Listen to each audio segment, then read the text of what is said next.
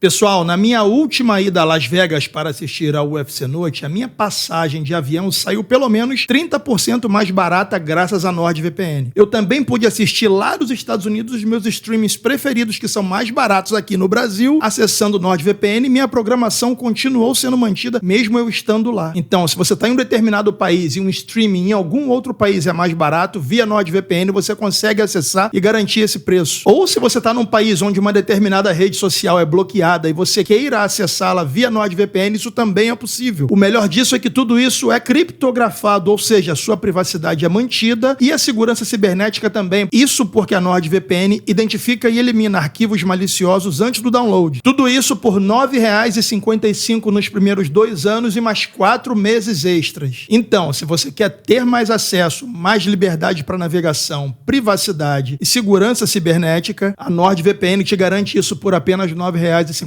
Faz o seguinte, clica no link aqui na descrição desse vídeo, experimenta por até 30 dias, porque dentro desse período, se você se arrepender, nós devolvemos todo o seu dinheiro, beleza? Forte abraço. Beleza, galera? Bem-vindos a mais um ConnectCast. Hoje uma edição especial, então já comenta para que o vídeo seja distribuído na plataforma do YouTube.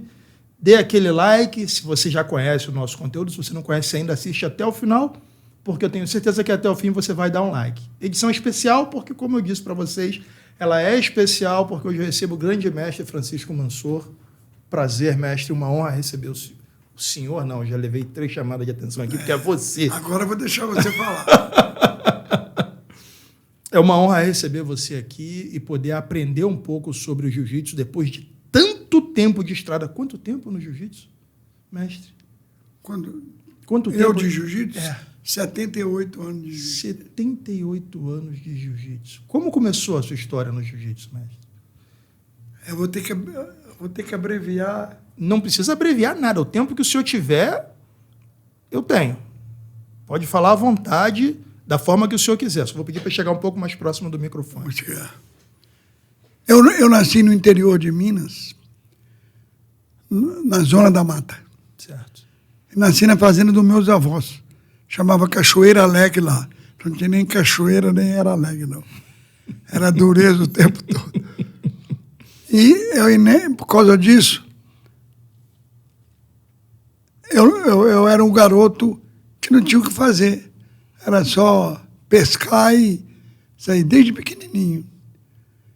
Não tinha preocupação de hoje a gente abrir o seu horizonte com conhecimento. Mas eu tinha uma prima que era professora. E ela então começou a dar aula para mim. Aliás, ela dava aula para todos nós parentes. Né? E eu, com 6 anos, eu já era alfabetizado.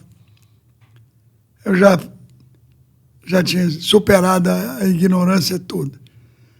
E o meu pai, que era um visionário, quando ele viu começar a nascer filho de Marlá e dele, né, ele ainda tinha mania de adotar, ele pegou os primos da minha mãe, que eram pessoas mais humildes lá, e ele criou todo mundo.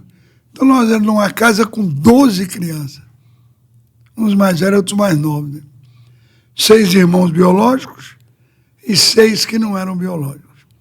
Mas não se podia nem abrir a boca, porque ele ficava bravo. Tudo era filho dele. Todo mundo é irmão. Todo mundo é irmão. E ele exigia isso muito. Na mesma dureza que ele exigia de a nossa educação, e não aceitava a mentira de jeito nenhum, e ele tinha essa coisa. Aí ele resolveu e deixou a fazenda e fomos morar na cidade. Tinha uma cidade chamada Muriaé. Conheço. Ficava 32 quilômetros, se não me engano, de lá da fazenda. E quando chegou lá, eu tive que ir para a escola, né? Aí quando eu fui fazer exame para a escola, eu não pude ficar no meio dos garotos da minha idade. Fiquei só no meio dos moleques grandes para danar. Então tinha um que era um superdotado. Física e altura e tudo. E naquele tempo tinha negócio de bullying, não, era pancada mesmo. Né? A palavra bullying hoje é bonitinha, né? Bonita. Mas vai ficar lá para você ver se é. Aí eu apanhava todo dia na escola. Não estava acostumado com isso, não tinha briga, né? Estava acostumado a cuidar de animais e tudo mais. Aí eu cheguei para o meu pai e falei com ele, pai, quero voltar para a fazenda. Ele olhou para mim e falou assim, está ficando maluco? Eu falei, por quê? Ele falou, você vai parar de estudar? Vai ser um João Ninguém? Não, senhor. Por que você quer parar? Aí eu contei para ele a história. Ó, tem um garoto lá que é repetente, é grande, forte. O apelido dele é Neném, mas de Neném ele não tem nada. Ele é o maior de todo mundo da sala. E ele tem mania de bater nos menores. E eu apanho dele todo dia. E eu não quero apanhar mais dele. Aí meu pai olhou para mim e falou, eu vou te ensinar uma coisa, você nunca mais vai apanhar de ninguém. Você vai me ensinar? O quê? Ele falou, jiu-jitsu. Cara, foi a primeira vez que eu ouvi a palavra jiu-jitsu. Aí eu falei para ele, mas o que é isso? Como é que o senhor sabe isso? Ele falou, eu não vou toda semana. Meu pai era um empresário bem sucedido, toda semana ele tinha que ir ao Rio de Janeiro, depois da guerra, para pegar farinha, né? Que é a cidade, farinha de trigo lá, coisa rara. Padaria, não tinha pão, nada, né?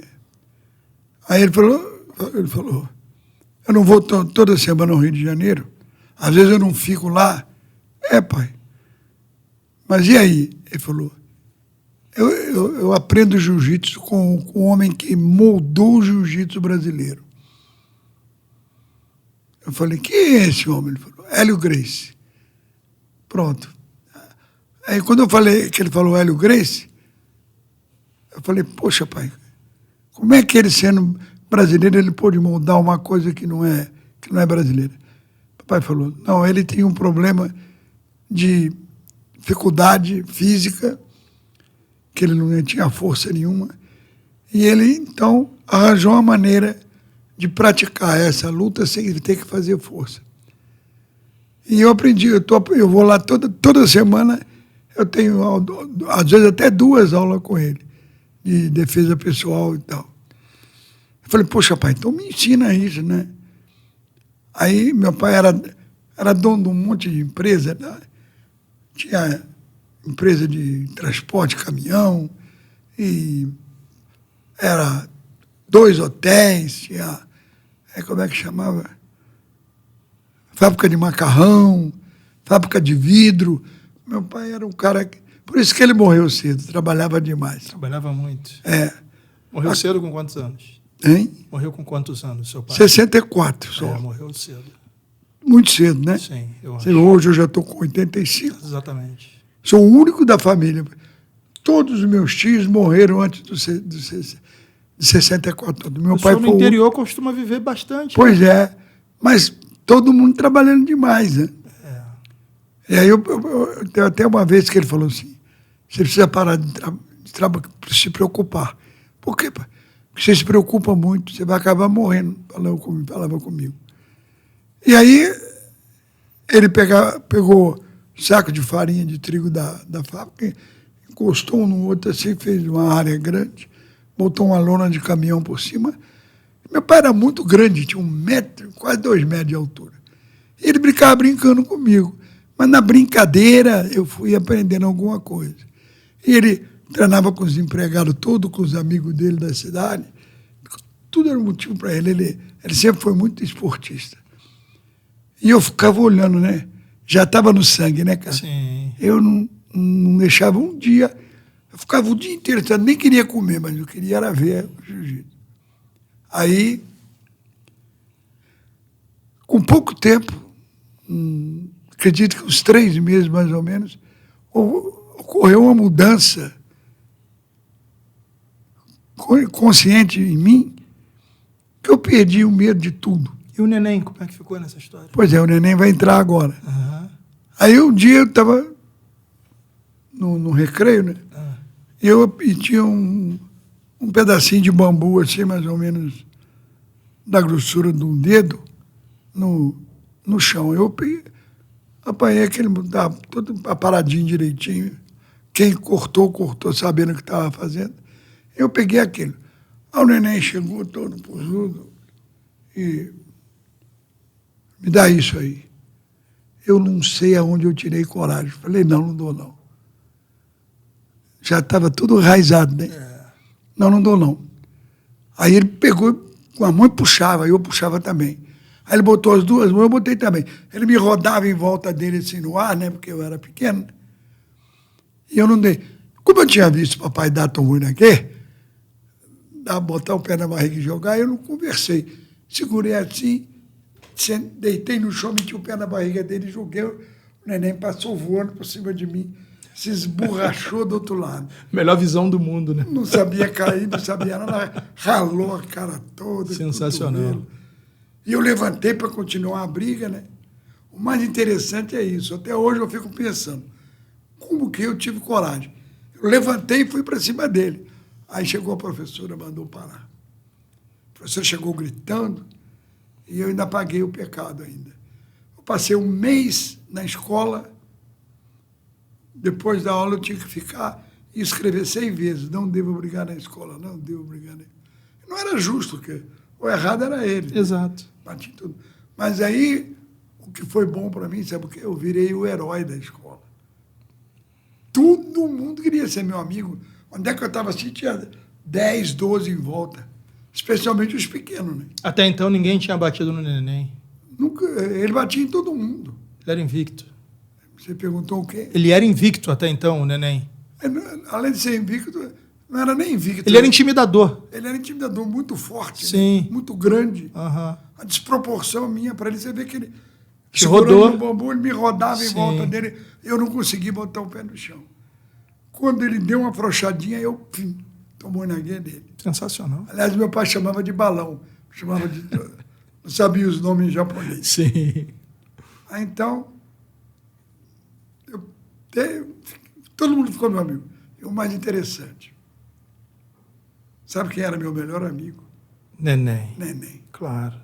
O cara não saía de perto de mim, ninguém podia discutir comigo que ele já queria brigar com o cara a meu favor, entendeu? O único que podia bater nele, ele queria do lado. E ele tomou conta de mim mesmo. Sim. E a gente jogava futebol, né? Tinha muita facilidade para jogar futebol. No quintal lá era grande. E ele que escolhia o time, né? Ele falava, Chico, você comigo. Eu tinha que ficar junto com ele em todo lugar. Então, ele, com toda a característica de todo Valentão. Cara, que não tem... São teorias do Hélio. O cara só é agressivo quando ele não tem confiança nele mesmo. É verdade. Então, ele... Aí, quando os outros eram meus amigos, que foi todo mundo ficando junto comigo, ele parou de bater em todo mundo. Eu era o coisa... Quando ele falava alguma coisa, por favor, eu dava uma bronca dele. Não! Aí ele afinava na hora, né? Explica uma coisa, mestre. Entendi que o senhor conheceu o jiu-jitsu com o seu pai. Meu pai. Mas como criou-se a sua relação com o Hélio? Eu vou chegar lá. Tá. Então, veja bem. Porque se eu começar a cortar os pedaços da história... Não, fica à vontade. Vai ficar sem muita lógica. Eu só dou a pincelada para saber para onde caminhar. Porque a minha vida com o Hélio não tem explicação. Sim. Sabe?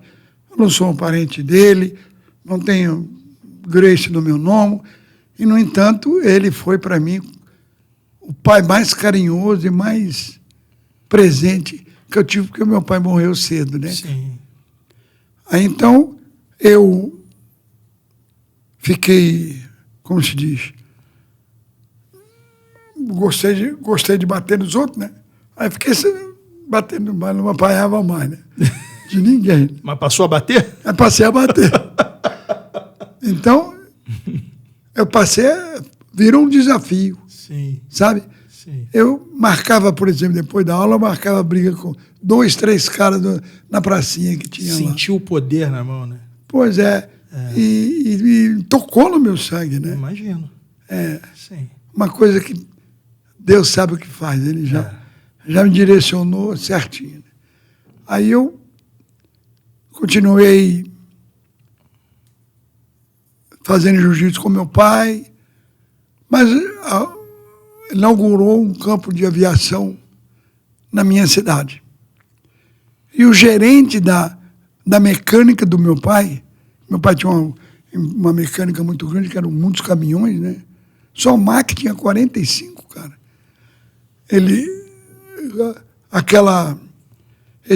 Era um italiano, chamava João Mattarelli. E o João Mattarelli era piloto. Então, quando comprou o avião na minha cidade, a prefeitura comprou, o piloto era o João Mattarelli. E o João Mattarelli, cheio de xodó comigo, me levava para tudo que era lado de avião. E eu fui tomando gosto por aquilo. E, de repente, eu fiquei fissurado, não só no jiu-jitsu, como queria ser piloto. Aí, por coincidência, o comandante que foi ao Muriaé, levando vários aviões da aeronáutica, era um tipo de propaganda que fazia hoje em dia, não tem isso, mas naquele tempo você podia até ficar lá durante 6 meses na aeronáutica, você ficava trabalhando, fazendo pequenos serviços e estudando, para depois fazer o exame. Especialmente quem era do interior. E eu peguei os folhetos todos, chamava Capitão Goulart, eu acho, se não me engano. E esse cara da família, que eram amigos do meu pai, e ele me deu uma porção de folheto sobre aeronáutica e sobre tudo. Ele falou assim, decora isso. E eu ficava olhando. Aí, no dia que eu falei com ele que eu estava com vontade de ir, ele falou, entra aqui no avião comigo. Eu entrei no avião com ele, sabe? E aí ele subiu. E virou, e desvirou, pirueta e tudo. E eu estava numa alegria tão grande que eu ficava dando gargalhada de emoção, né? E quando ele pousou, ele falou para mim, você tem que ir para a aeronáutica. Eu falei, por quê? Porque tá no seu sangue, você gosta. Aí eu fui falar com meu pai, levei aqueles folhetos todos. Falei para o meu pai, pai, o João Goulart falou comigo que era para você, que era para eu ir para a aeronáutica com ele. O pai falou, ele não falou nada comigo. O que você vai fazer na aeronáutica? Eu quero ser piloto, pai. Aí fiz a besteira. Imaginou lá em cima, que eu via no filme, né? Meu pai olhou para mim assim, falou assim, você voa? Ele já estava na minha frente. Né? Você voa? Ele mesmo respondeu, não, você não voa. Você tem asa? Ele mesmo respondeu, não, você não tem asa. Quem voa é passarinho. Você imaginou? Dá um defeito naquele trem para Mineiro, tudo é trem, né? Dá um defeito naquele trem lá em cima, cai, você morre, eu não estou preparado para perder meu filho, não. E você não vai, não. E meu pai, depois que ele falava, já era.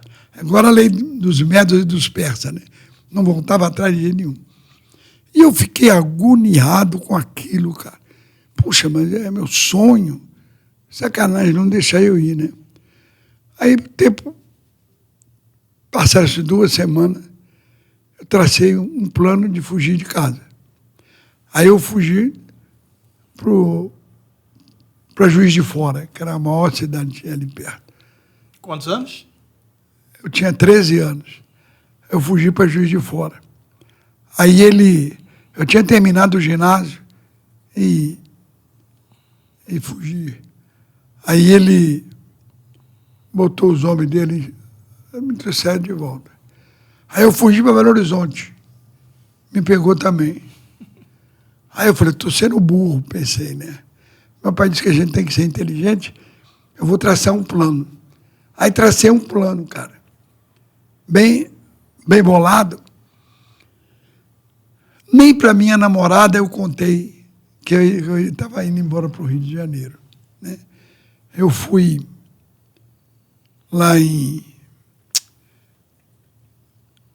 lá na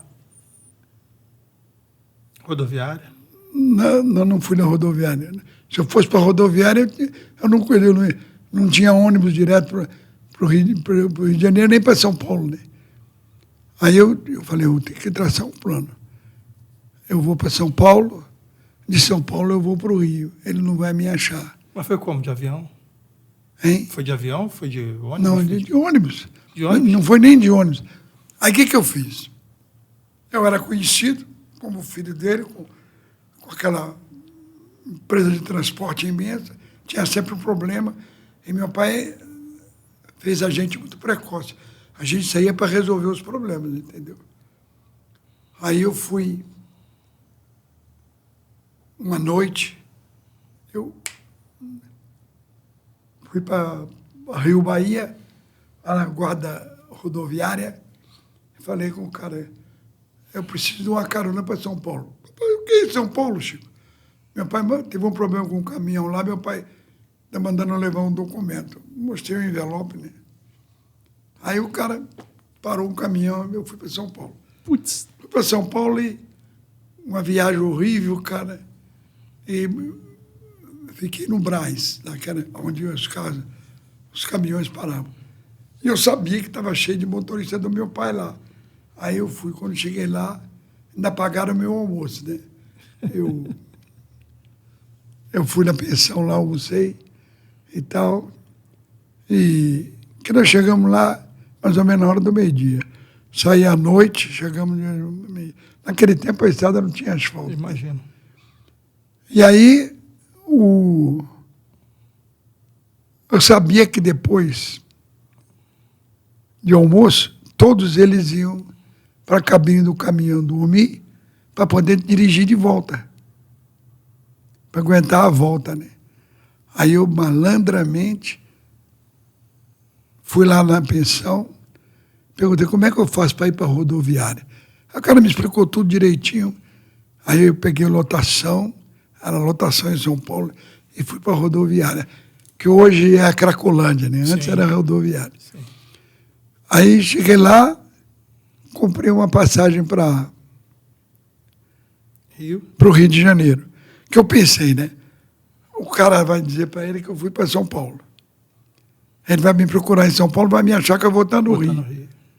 Aí voltei, quando saltei na terminal rodoviária da Praça Mauá e saí andando. Eu tinha uma sacola com acho que 2 mudas de roupa, não sei. E saí andando assim. Aí eu vi a placa, Avenida Rio Branco. Falei, caramba, é aqui que meu pai veio. Ele falava que Avenida Rio Branco é 151, 13º andar, não sei o quê. Aí eu fui. Cheguei lá para conhecer o Hélio. Cheguei lá, a secretária estava na minha... Eu olhei os preços, falei, nem em sonho, né? Aí eu falei com ela, como é que eu faço para falar com o Hélio Gracie? E meu pai levava jornais e revistas, tudo com Hélio Gracie, né? Então eu, fisionomicamente, eu sabia quem era ele. Aí a secretária falou, senta ali e espera que ele está dando aula, assim que ele terminar, ele fala contigo. Eu falei, tá bem, obrigado. Sentei lá. Mas como eu tinha viajado no ônibus noturno, eu estava já cochilando lá, dormindo, quando eu escutei uma voz autoritária falando lá, dando uma bronca na secretária. Eu olhei assim, mas ele era muito pequeno. Quando eu olhei, não é possível que seja ele. Meu pai disse que ele brinca com ele, e como ele brinca comigo, ele brinca com ele. Não pode ser. Meu pai é meu herói, né? É lógico.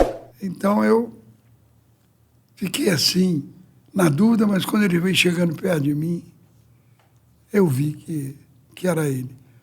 A emoção foi tanta, de tanto que o meu pai falava nele, que eu queria falar e a voz não saía. Eu fiquei... A voz não saía, ele ficou me olhando assim. De repente ele botou a mão em mim assim e falou, está sentindo alguma coisa, meu filho? Eu falei, senhor, eu estou emocionado. Ele falou, que isso? Eu sou um homem igual a você, rapaz. Nem esse negócio, não. e tal, conversou comigo. O que é que você vê? Você quer? Você vai treinar jiu-jitsu? Não, senhor. Aí contei para ele, eu estou indo para a aeronáutica. Cara, parece brincadeira. Ele falou a mesma coisa do meu pai. Você tem asa? Você voa? Eu já fiquei cabreiro. Falei, ó... Vim buscar ajuda no lugar errado. Eu perdi meu tempo. Perdi meu tempo. Mas aí ele pegou, respeitou tudo e eu fui embora para a aeronáutica. Tomei informação, peguei uma lotação, era Campo Grande, né? Peguei uma lotação e fui para a aeronáutica. Levei eu já estava com os documentos todos meus, tudo direitinho, como o Goulart tinha falado comigo, né? Para fazer, eu levei tudo. E cheguei lá, me registrei. E fui ficar na aeronáutica. Mas era pior do que o neném. Aquele bando de cadetes, chefiados por um tal de cadete guerra. Cara, judiavam mesmo, batia um pau na sola do pé da gente. E eu era nadador, e era fera da natação, e esse cara esteve na minha cidade, junto com quando o avião foi, né? E ele... Acho que o nome dele era Cadete Guerra, não me lembro o que tinha mais. E eu peguei e fiquei muito revoltado, porque eu botava de joelho em cima do banco com vasos de planta na cabeça, dizendo que eu era estátua egípcia. Acendia o jornal, eu tinha que ficar... Estátua da Liberdade. Estátua da Liberdade. E aquilo foi me revoltando, mas eu não podia fazer nada. Tinha mais de 10 cadetes e eu, poxa, fazer o quê, né? Aí, um dia eu fui ao cinema em Cascadura. É preciso explicar para vocês o seguinte, eu sou de novembro. Então, eu completei 13 anos em novembro, e depois eu fico com 13 anos até novembro outra vez. Então, quando eu fui em janeiro, eu ainda não tinha 14 anos, mas já estava na linhagem do 14. Certo. Aí eu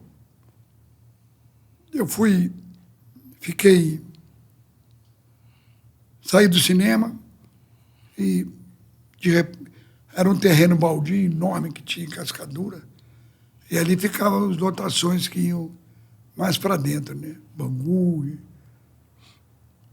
E quem estava na fila? O cadete em guerra sozinho. Cara, não conversei. Chegando e cobrindo logo. Não acredito. E rolamos no chão, eu montei nele e dei muito soco. Não é possível. Nele, cara. Meteu o neném no cadete guerra? Deu uma de neném no cadete guerra? Não foi, não dei com cadete guerra, porque ele era maior do que eu. Mas ele era o cadete. Mas dei uma de neném. Mas eu desabafei, né, cara? Meu Deus. E depois que eu bati bastante nele, machucou ele muito, porque eu já sabia como é que eu montava, né, e tal, coisa. Sim. Aí eu peguei a lotação. E foi embora. Ele não pôde nem pegar a lotação. Meu Deus. E eu voltei para a aeronáutica, peguei a minha maletinha, joguei por cima do alambrado, dei a volta aqui, peguei a maletinha, peguei a lotação e... Saiu fora? Saí fora. Não voltou? Meu sonho eu não realizei que eu queria, né? E não aí, era bem o que você esperava. Muito bom. Eu sabia que no aterro do Flamengo tinha o Parque da Uni. Uhum. Eu já tinha estado lá com meu pai. No Parque da Uni. E eu fui lá e o cara que era o zelador do parque era da minha cidade. E eu conhecia ele. Aí quando eu cheguei lá, falei que eu era um garoto do esporte, eu era muito conhecido na cidade. Eu precoce, aberto, jogava futebol no meio dos adultos. Aí o cara, falei com ele, que ele tinha um lugar para me dormir, que eu estava assim, que eu não queria voltar para Muriaé vencido. Que eu saí de lá para ser cadete e eu voltar sem ser nada, eu ia estar vencido. E eu sempre fui muito orgulhoso. Aí ele pegou e falou, você me ajuda aqui, eu vou arranjar um lugar para você dormir. Aí tinha um carrossel, que tinha aqueles cavalinhos, e atrás era uma charretinha, né? Eu dormia ali naquilo ali. Durante o dia, de manhã, a gente fazia toda a faxina do parque. E quando chegava, depois, na hora do almoço, eu saía para dar uma volta lá na Lapa, na Praça Paris, para conhecer, né? E aí, eu estou passando assim, na Rua da Lapa, escutei um grito assim, Chico! Aí eu parei, olhei. Falei, não pode ser, eu não conheço ninguém aqui, né? E continuei andando, aí o cara gritou, Chiquinho! Aí eu vi que era o nome que eles me chamavam na minha cidade. Aí eu parei, olhei do outro lado da rua lá, tinha ponto de ônibus, tava um cara lá abanando a mão, né? Não deu para reconhecer de longe, mas eu atravessei a rua quando o trânsito parou e era um cara chamado Adão, que era da minha cidade. O apelido dele era Agudo Closo, que ele só andava arrumadinho, né? Certo. E o Adão falou comigo, vamos comigo. Eu falei, o que você está fazendo aqui? Eu vim estudar, eu vou abrir meu jogo, né? Pensei, né? Fui descoberta, né? Se ele contar, eu vim estudar. Aí ele falou, estava com uma bolsa a tiracolo. Aí ele falou para mim assim, vamos comigo lá na CM. Eu falei, o que é a CM? Associação Cristã de Muço. Mas eu não sou sócio, ele falou. Não tem problema, eu posso levar um convidado. Aí eu fui com ele. Aí fomos lá no vestiário, tirei minha roupa, botei lá no armário dele e fomos para a piscina. Eu, como nadador, já estava alguns meses sem nadar, eu estava seco para cair na água, né, cara? Treinava todo dia. Aí, cheguei lá, perguntei para ele, posso dar uma caída? Ele falou, claro que pode, você é meu convidado. Aí eu bati na água e uma piscina olímpica, nunca tinha visto, né? Atravessei, rodei lá, voltei, andava aqui, voltava, e comecei a nadar feito um louco. Aí, numa das minhas vindas para a borda, que eu venho nadando, o estilo crawl que eu fazia, né? Eu vi que tinha um cara em pé na beira da piscina, de camisa social, calça bag, deu para ver tudo. Aí eu cheguei, bati a mão na borda e pá, sentei na beirada e fiquei quieto. Então eu falei, poxa, se falar alguma coisa, vai descobrir que eu não sou sócio, pode dar. Aí virou para mim, ele veio perto de mim assim, falou, você nada por onde? Pelo Flamengo? Eu falei, não senhor, não nado por ninguém, não, nada por mim. Eu gosto de nadar. Aí ele pegou e falou, vem comigo. Eu falei, pronto, sujou, né? Estou na rua. Aí fiquei procurando um Adão, porque ia botar na rua, falei, eu não sabia onde é que o Adão estava morando. Aí eu fui com ele perguntou para mim no caminho, você tem documento aí? Eu falei, está lá no vestiário. Vai lá e pega o seu documento. Aí eu fui lá, trouxe o documento, entreguei para ele. Ele pegou o documento, olhou,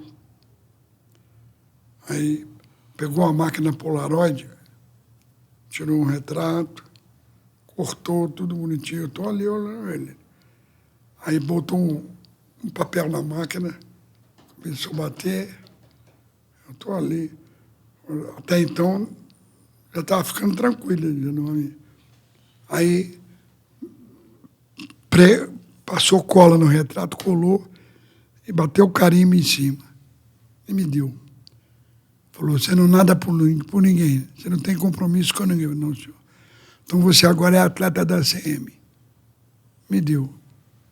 Aí eu fiquei assim, qual é a vantagem que eu levo? Perguntei para ele.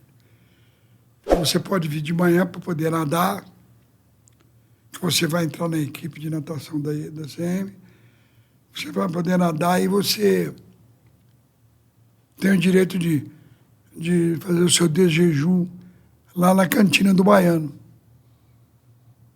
Eu vou te levar lá daqui a pouco.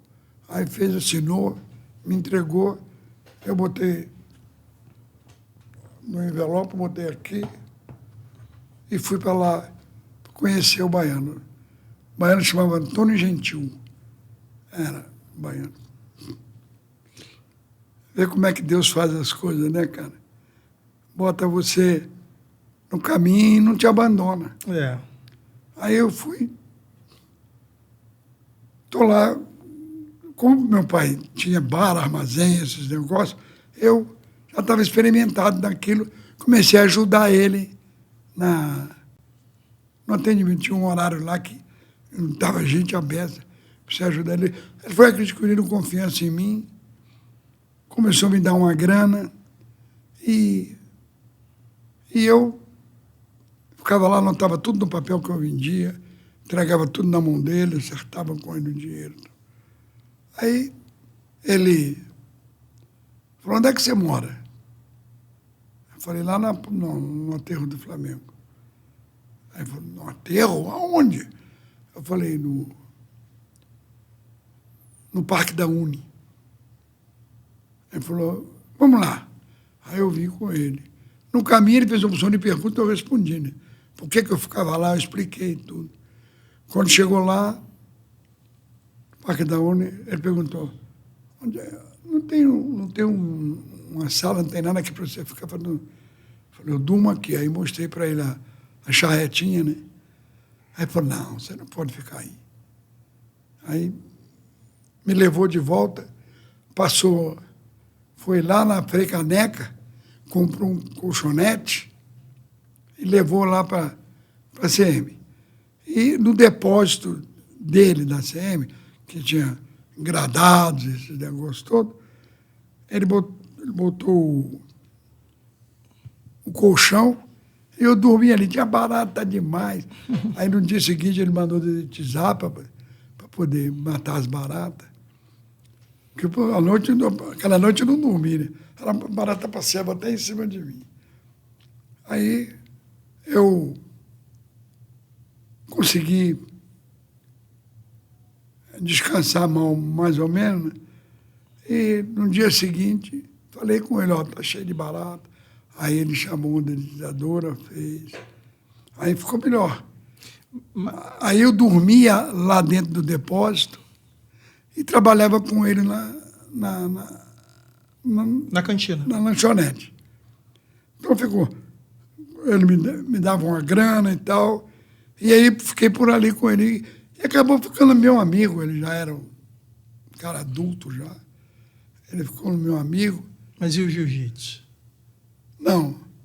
Aí um dia eu estava entrando na CM assim, ele falou, vem cá. Aí ele pegou a revista do esporte, estava o Hélio Gracie em pé, na capa da revista, duas mãos assim na faixa, e estava escrito embaixo, todo judoca é frouxo. Eu que já estava na CM, eu pulei esse pedaço. Como eu podia ficar lá, um dia eu estava deitado, escutei uns gritos, Aí eu subi esse cara de cimento para ver, era uma quadra de basquete cheia de tatame, tinha um japonesinho pequenininho dando aula lá. Judô. O Nagashima, judô. Como eu não podia ir para a academia Gracie mesmo, porque eu não tinha dinheiro para pagar, eu sentei lá para ver a luta. Eu estou vendo os caras lutando e eu estou aqui me torcendo na luta. Aí o japonês chegou perto de mim e falou assim, você quer treinar? Você quer treinar? Eu falei, eu não sou sócio.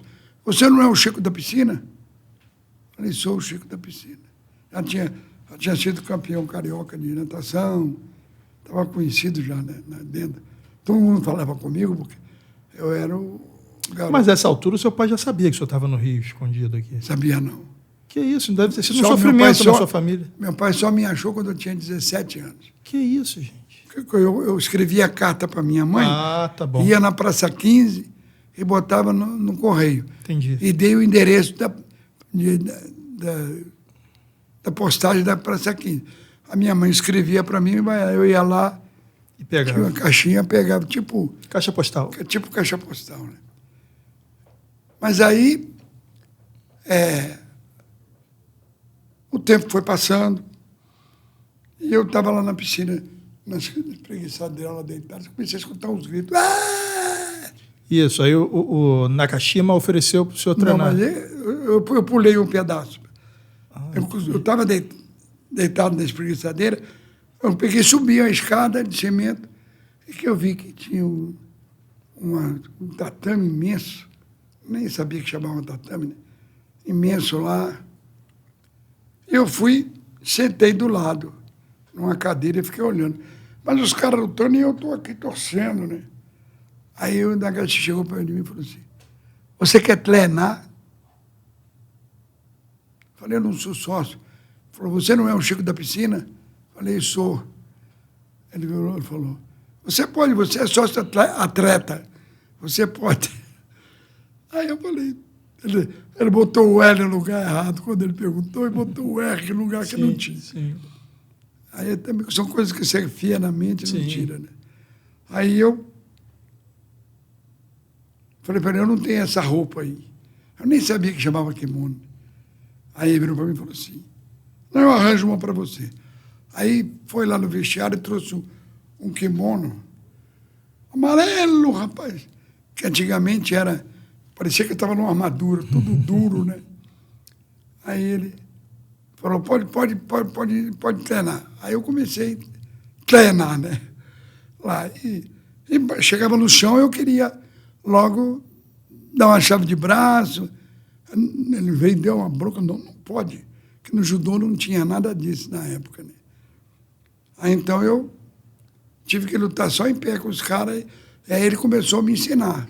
Certo. E eu fui ficando bom daquele negócio. Aí me deu faixa verde, eu disputei campeonato e tudo de judô.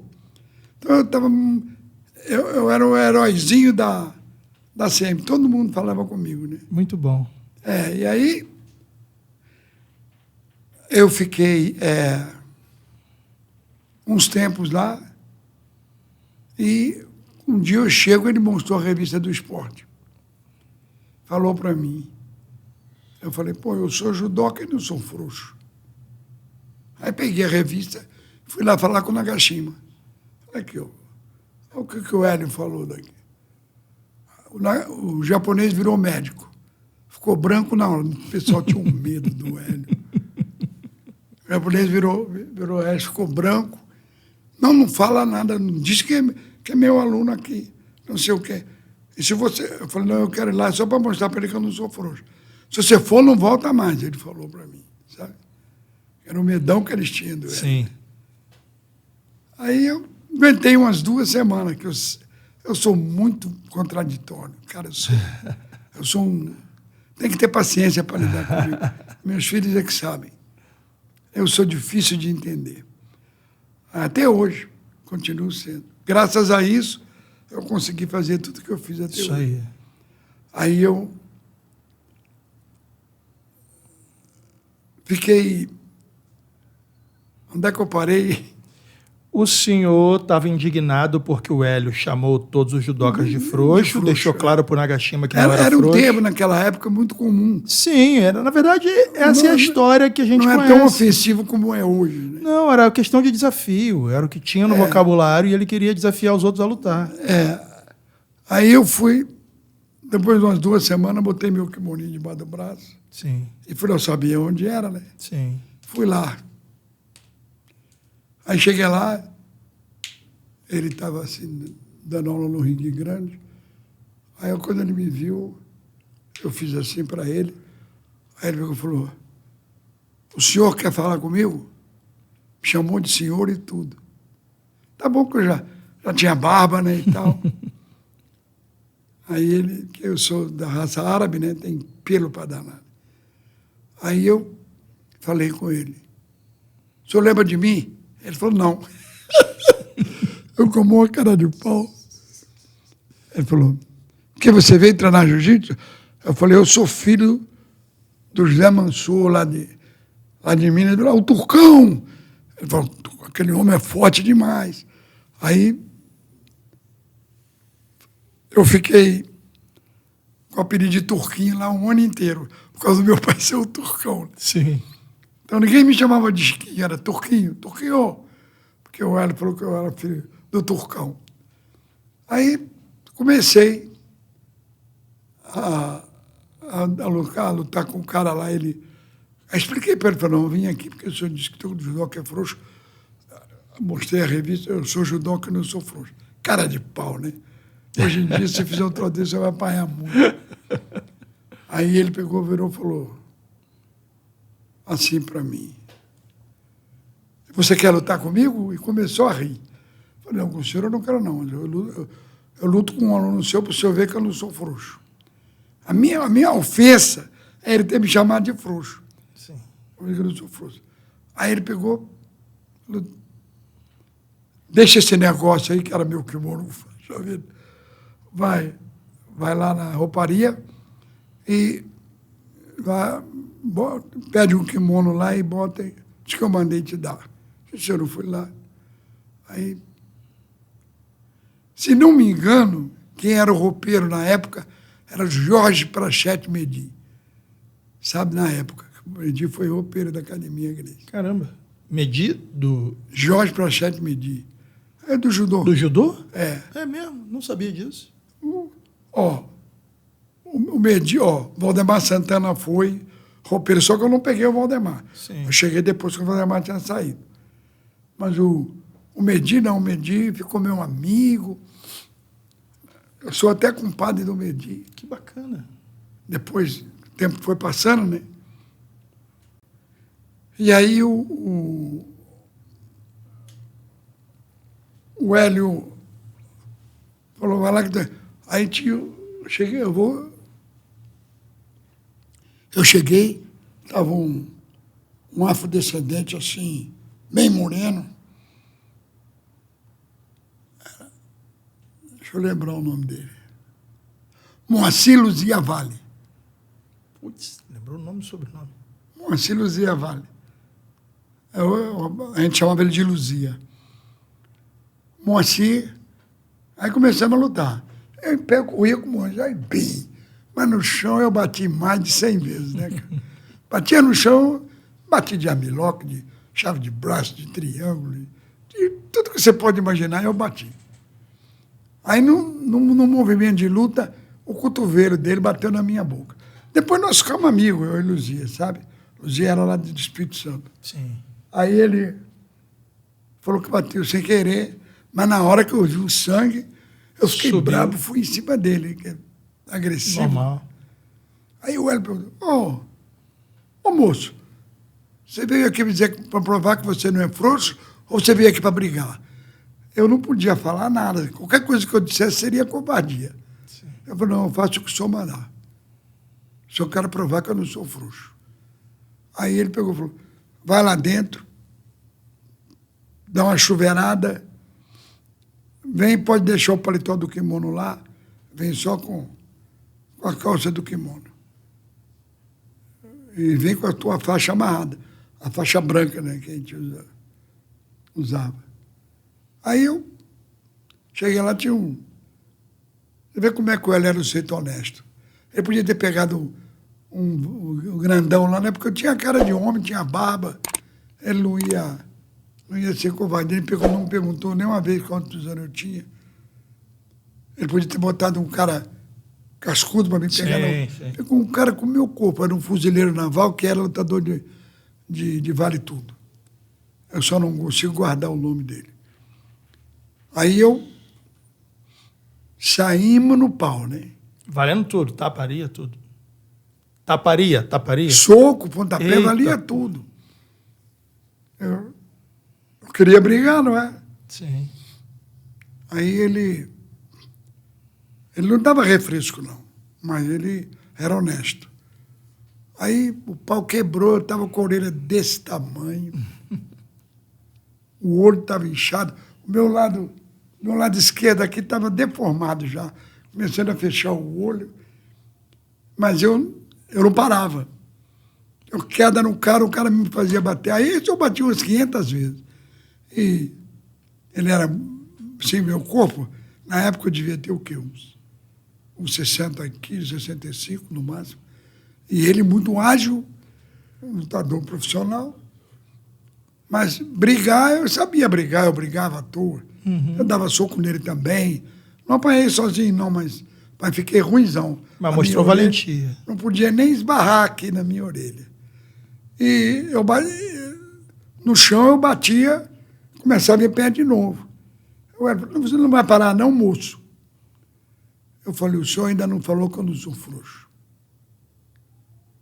Ele olhou para mim assim, sabe aquela expressão de quem estava gostando do que ele estava ouvindo? Ele mostrou, deu um sorriso largo, botou as duas mãos assim no meu ombro, falou para mim, você não é frouxo, não. Você é... Como é que é mesmo, Amorim? Ah, você é desassombrado. Nunca mais me esqueci. Você não é frouxo, não. Longe de você ser frouxo. Você é desassombrado. Ele falou. Aí ele falou, vai, pode parar que você não tem nada de frouxo. Vai no vestiário, tira esse sangue todo. Teu peito cheio, cabeludo, né? Cheio de sangue aqui, no olho tudo ferrado.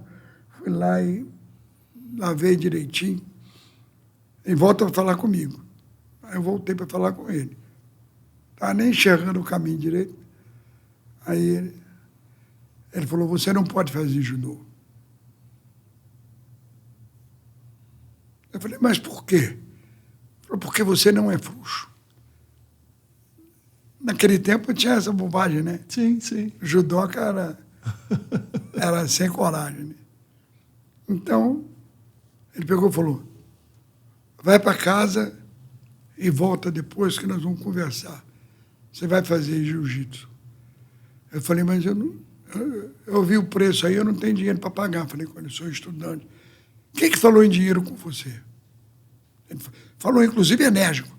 Quem que falou em dinheiro com você? Falei, tudo bem. Aí eu fui para casa. Mas eu já estava morando na Tijuca, a essa altura do campeonato. Uhum.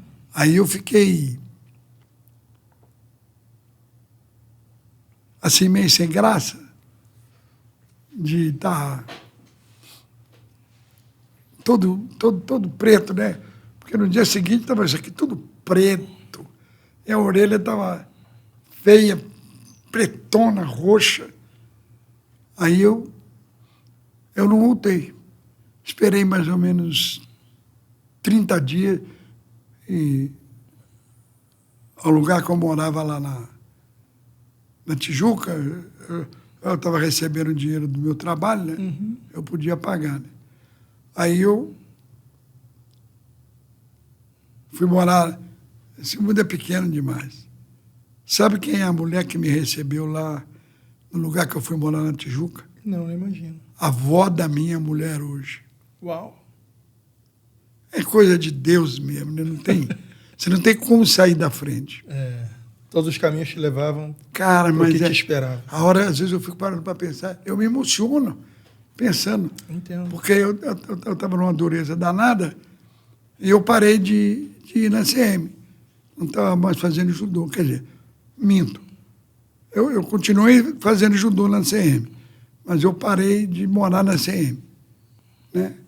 Aí ela preparava um prato para mim, botava na geladeira, deixava um bilhetinho para mim, atrás das garrafas de água. Eu ia lá, estava um pratinho lá, eu comia. Aí saí procurando emprego, arranjei emprego no banco, lá que o gerente do banco era também da minha cidade, Renato Carneiro Lopes. Estava no Benge, Banco do Estado de Minas Gerais. Trabalhei 10 anos lá.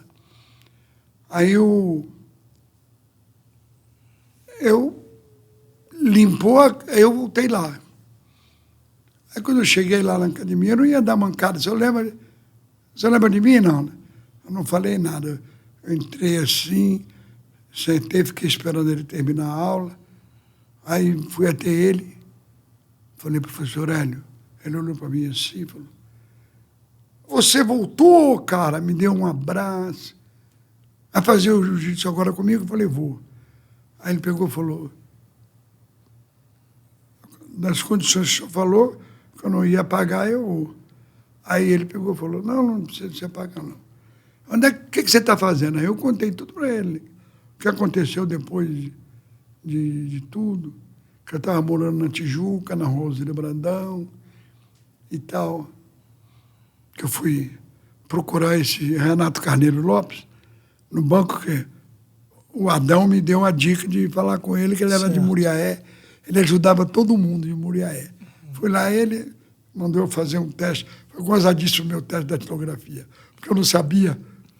Eu ficava procurando. Catando milho. Ainda falei para ele assim, não tem R aqui, não? Ele falou, tem sim aí, ó. Aí eu bati. Aí terminou e falou, você vai ter que treinar muito datilografia, porque eu tenho uma vaga para você, mas é no setor de cobrança, batendo títulos. Você tem que aprender datilografia. Eu, ignorantão, não sabia nem onde é que eu ia aprender, né? Aí tinha lá na Rosília Brandão, tinha um armazém. Eu pegava papel de embrulho do armazém e arranjei uma máquina emprestada com um amigo meu. E aquelas máquinas Royal, né? Lembra? Eu batia e fiquei bom no negócio, cara. Entendi. De datilografia. Posso fazer uma pergunta, mestre? Pode. Nesse tempo que você contou tudo para o Hélio e começou a treinar jiu-jitsu lá, o seu pai não foi treinar nenhuma vez? E não... Meu pai... Eu não sei o que aconteceu, mas o meu pai não voltou mais lá. Entendi. Sabe, não sei se é porque ele já não estava bem. Ele não voltou mais lá. E eu tinha um medo dele aparecer. Imagino. Danado, mas ele não voltou lá. Mas aí você começou a fazer as aulas regulares, aqui na Rio Branco? Na Rio Branco. Aí eu comecei a fazer as aulas regulares. No começo eu só servia de esparma para todo mundo. Tá. Apanhava de todo mundo. Né? Certo. Mas depois não, depois eu caí no goto do Hélio e ele me chamava, me levava para a sala particular dele, trancava a porta e me dava aula. Ensinava tudo. Ele pessoalmente. Certo. Tem até uma história para me te contar. Conta. Tinha um camarada, não sei se você já viu falar, Mauro Gonzaga. Não. Mauro Gonzaga lutou com o Kimura, lutou com o Valdemar Santana. O Mauro era um cara vaidoso, assim, do seu corpo, mais ou menos. Fortão e vaidoso demais. Na realidade, ele era mais um babaca do que outra coisa. Aí ele chegava na academia, ele ia 2 vezes por semana lá, treinar com o Cássio. Aí ele vinha assim, fazia assim para mim, ó. Aí eu ia lá, cara, mas ele... Uma surra. Me ralava tudo. Quando eu ia para o chuveiro, tudo ardendo. Ele me ralava tudo. E dava tapa de mão aberta nas minhas costas. Putz. Mal sabe ele que ele me ajudou pra caramba. Entendeu? Não sei nem se ele está vivo ainda. Mas ele me ajudou pra caramba. Porque eu comecei a treinar com ele. E o Hélio via a judiação dele comigo. Mas o Hélio não falava nada. O Hélio me levava lá para a sala dele, começou a me ensinar como é que eu passava para as costas do adversário de dentro da guarda.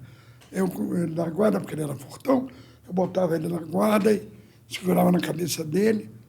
E o Hélio me ensinou, a hora que ele puser a mão assim no teu abdômen, você empurra o braço dele para lá e sai e vai para as costas faz dele. O arm drag. E mata leão nele. E eu não fiz outra coisa, né? Mas eu não percebi que o Hélio estava me ensinando. Só no futuro foi que o Hélio falou. Que ele estava me ensinando para poder eu não ficar apanhando dele. Sim. Aí eu fui para as costas do Valdemar, do Mauro, e arrochei um mata-leão, e ele roncando, gritando, e eu apertei. Aí ele bateu. Cara, quando ele bateu, graças ao João Roberto, eu não apanhei. Ele levantou para me bater. O que você pensa que você é? Eu sou o Mauro Gonzaga, não sei mais o quê. E ele já ia me bater mesmo. Se não me engano, ele até me deu um bofetão. O mestre João Alberto era seu contemporâneo? Era. João Alberto era instrutor da Academia Grace, foi o primeiro instrutor da Academia Grace. Entendi. Hoje somos amigos, né? Sim. Meu amigo de fé mesmo. Aliás, só tem nós dois hoje, que o resto morreu todo. Caramba. Formados pelo Hélio, só tem eu e o João Alberto vivo. O resto morreu tudo. Vígio, Pedro Demetério e aquele de Brasília, como é que é o nome dele? Armando Vieira. Isso. E eu, depois de fazer isso, o Hélio chegou, né? Que estava aquela gritaria, o João Alberto segurando o Mauro. O Hélio falou: o que houve, João? O João falou: nada não, senhor. Eu estou perguntando o que houve. O Hélio falou enérgico, né? O João falou: não, é que o Turquinho passou para as costas do Mauro e fez o Mauro bater. O Mauro queria bater nele, mas eu não deixei bater, não. O João Alberto falou. Aí ele perguntou: vem cá. Aí botou a mão no meu ombro, me levou para a sala dele. Chegou lá dentro da sala dele. Ele falou para mim: você não desconfiou que eu estava te mostrando o que era para você fazer? Eu falei: não desconfiei, não tinha maldade, não. Sensacional. E ele falou: pode estar tranquilo. Nunca mais ele chama você para treinar com ele. Que ele aprendeu que você... O Hélio era uma pessoa honesta, né? No que diz respeito a... Mais do que honesto. Mais do que honesto? Mais, muito mais. Justo. Muito mais. É difícil... Eu te falei que é muito difícil para eu classificar o Hélio.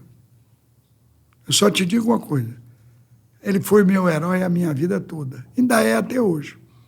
Porque o que eu vi ele fazer é inacreditável. Todo mundo fala, mestre, da valentia do Hélio Gracie. Todo mundo tem aquela passagem de quando o Hugo Duarte, o pessoal da luta livre, invadiu a academia lá no Boqueirão para desafiar o Rickson. E era o Hélio que estava lá.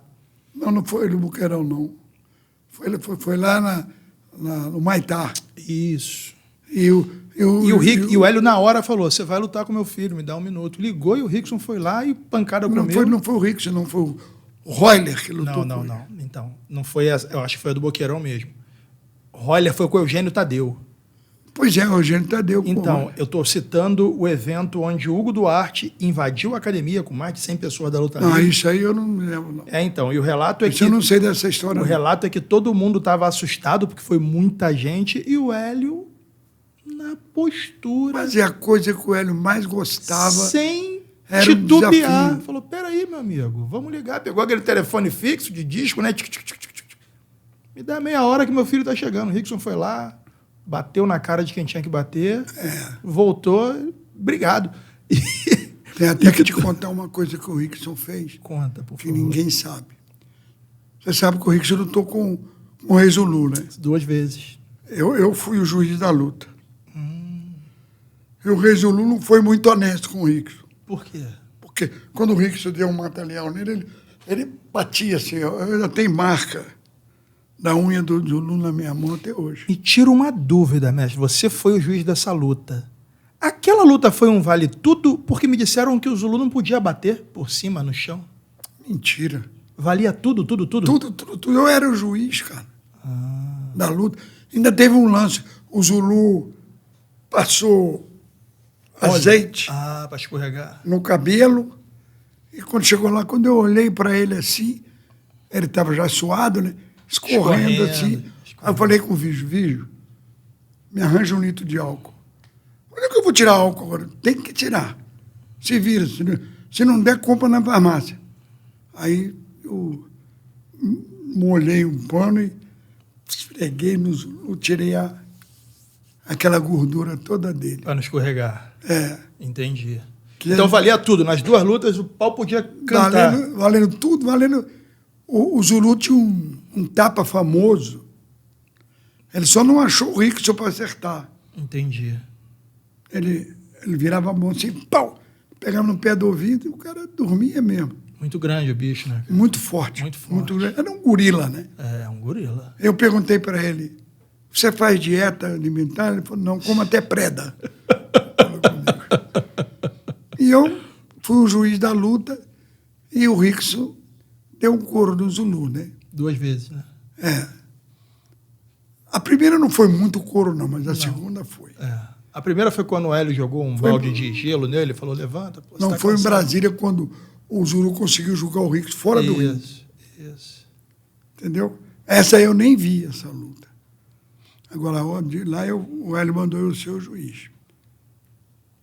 E qual foi o Gracie mais brabo que o senhor já viu? De todos que o senhor viu? o Hélio. O Hélio? Sem tirar nem botar nada. Não estou fazendo favor nenhum. Porque o Hélio não tinha noção da fraqueza dele. Eu botava ele na barra para ele subir, botar o queijo no ferro, ele não conseguia. Eu tinha que pegar nas pernas dele, levantar e abaixar ele. Sério? Sério, ele não tinha força nenhuma, o Hélio.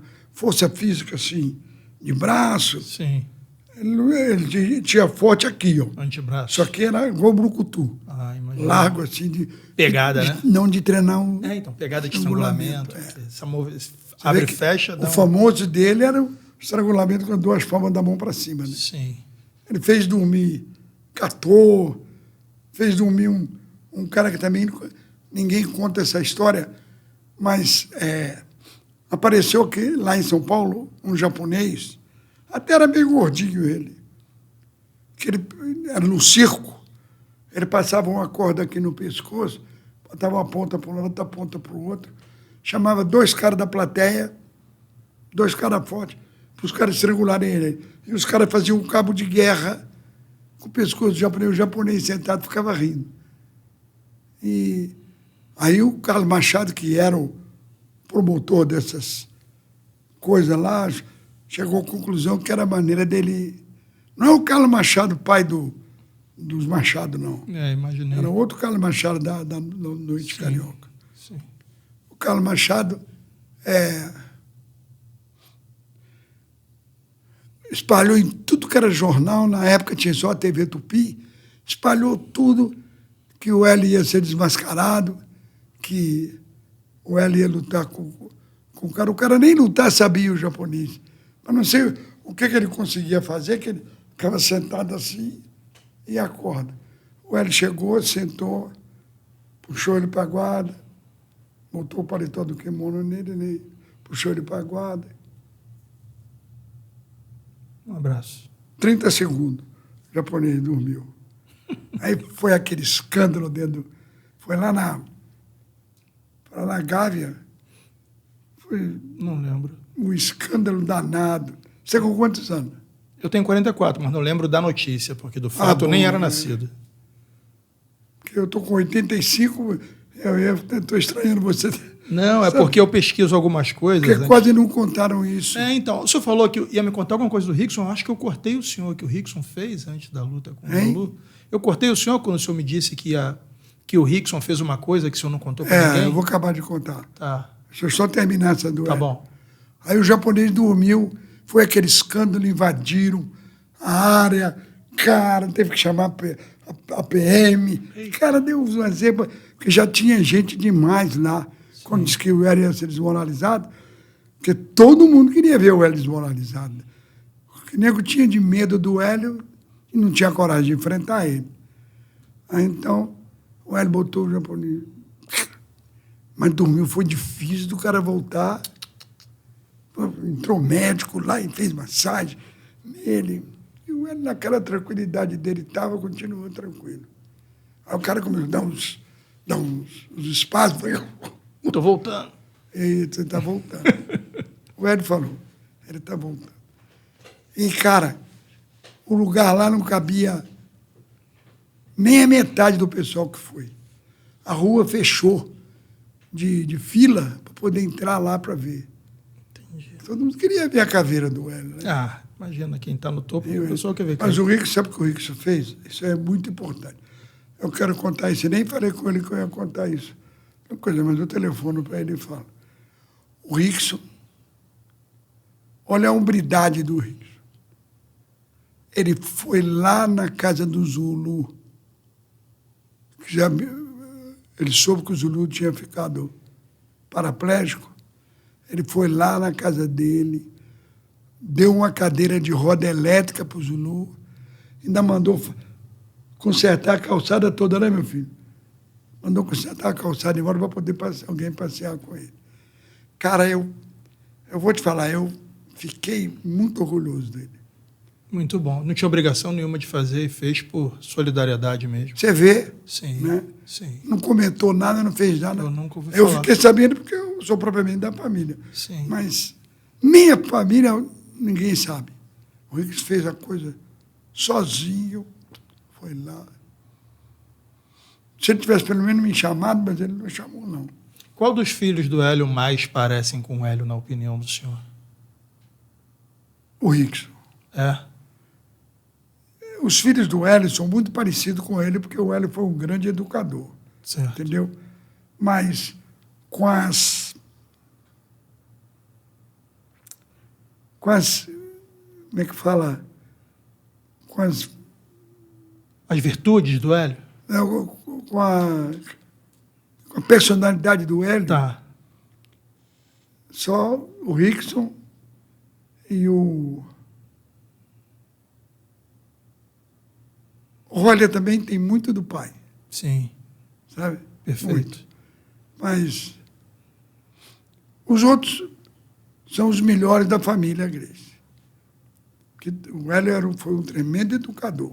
O Pedro Valente fala a mesma educou coisa. até a mim, porra. Sim. O Pedro Valente fala a mesma coisa do Hélio Grace. É. Que ele era um modelo a ser seguido. Não por acaso, o pai dele botou eles, os 3 filhos, para fazer aula particular com o Hélio. Eu me lembro dos meninos, ainda pequenininhos, lá fazendo aula. Até o próprio Pedro Valente. Sim. Pessoal, na minha última ida a Las Vegas para assistir ao UFC Noite, a minha passagem de avião saiu pelo menos 30% mais barata graças à NordVPN. Eu também pude assistir lá dos Estados Unidos os meus streamings preferidos, que são mais baratos aqui no Brasil, acessando o NordVPN. Minha programação continuou sendo mantida mesmo eu estando lá. Então, se você está em um determinado país e um streaming em algum outro país é mais barato, via NordVPN você consegue acessar e garantir esse preço. Ou se você está num país onde uma determinada rede social é bloqueada e você queira acessá-la via NordVPN, isso também é possível. O melhor disso é que tudo isso é criptografado, ou seja, a sua privacidade é mantida e a segurança cibernética também. Isso porque a NordVPN identifica e elimina arquivos maliciosos antes do download. Tudo isso por R$ 9,55 nos primeiros 2 anos e mais 4 meses extras. Então, se você quer ter mais acesso, mais liberdade para navegação, privacidade e segurança cibernética, a NordVPN te garante isso por apenas R$ 9,55.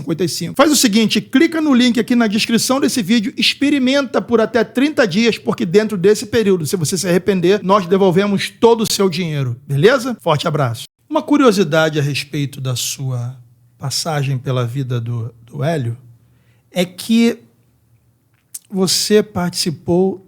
Você, porque o senhor faz questão que chame de você, porque quase sai o senhor aqui toda hora. Tá bom. A coisa que eu mais detesto é ser velho, cara. Tá bom. O negócio de senhor já não... Você participou da elaboração de regras do jiu-jitsu como a gente o conhece. Isso se deve à sua passagem pelo judô ou não? Você fez pesquisas posteriores para ajudar nessa questão? Eu não contei para você a história do jiu-jitsu, mas eu vou te explicar direitinho agora como é que foi a coisa. Eu cheguei para o Hélio, depois que eu virei filho na intimidade... Sim. Cheguei para ele e falei para ele, é uma maldade o que a gente faz. O quê? Falei, os caras que lutam com a gente não sabem nem a metade do que a gente sabe. Então a gente ganhar deles é garantido. Você tinha que ensinar para esses caras. Aí ele falou, só se for entrar numa máquina para fazer xerox, como é que eu vou dar aula para todo mundo? Eu falei, mas você não precisa dar aula para todo mundo. Eu tenho uma ideia que vai corrigir isso. Aí o Hélio falou, faz tudo por escrito e me dá. Aí naquele tempo era só na mão mesmo, né? Eu fiz tudo de bonitinho. Porque eu pensei comigo, se você colocar uma regra, aí eu comecei, uma queda vale 2 pontos. Uma passagem de guarda vale 2 pontos. Uma raspagem vale 2 pontos. uma montada pelas costas, 4 pontos, uma montada pela frente, 4 pontos, sabe? Se você fizer isso, você vai obrigar a pessoa a procurar aprender. O Hélio falou, você sabe que você está certo? Cheio de argumento. Falei, pois é. Mas, por exemplo, se a queda vale 2 pontos, os caras vão começar a treinar uma coisa que possa dar queda no outro. Não fica essas coisas horríveis, agarra para ali, agarra para lá. Eu falava até uma besteira, que eu falei para ele, não vou falar não, você depois Tá apaga. Bom. Não, melhor não. Eu falava para ele. Fala, pode falar. Você já viu o livro do Kama Sutra? Já? Já entendi tudo. Então, vou te dizer, o livro do Kama Sutra provou para mim que o Kama Sutra é faixa preta de jiu-jitsu. Sabe como? Todas as posições que tem do Kama Sutra, naquele livro horrível dele indiano, tem no jiu-jitsu. Todas as posições. Que merda. É igual você, com a história que o jiu-jitsu nasceu na Índia, e isso é o fato.